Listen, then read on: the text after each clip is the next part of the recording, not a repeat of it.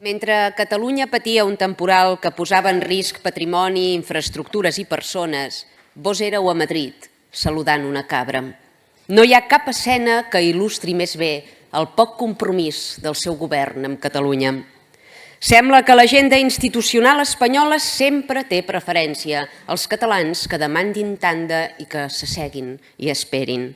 Aquest és el concepte. Ens parla de política de proximitat, però es passa el dia als aeroports agafant vols pagats amb diner públic i en Cabot es reivindica com a molt viatjat, n'hi ha per llogar-hi cadira. Mentre el temporal colpejava Catalunya, vostè somreia a Madrid tot celebrant la hispanitat i, per tant, l'assassinat indiscriminat d'indígenes. En Cabot les enquestes parlen de desafecció política i pèrdua de confiança en les institucions. Algú li estranya? Mentre el poble lluitava contra la pluja, el vent o les rieres revingudes, vos batallàveu per un lloc a la tribuna. Com es gestiona un temporal a 700 quilòmetres de distància, senyor Illa? Això seu sí que en podem dir governança telemàtica. Esperem que no li falli el wifi.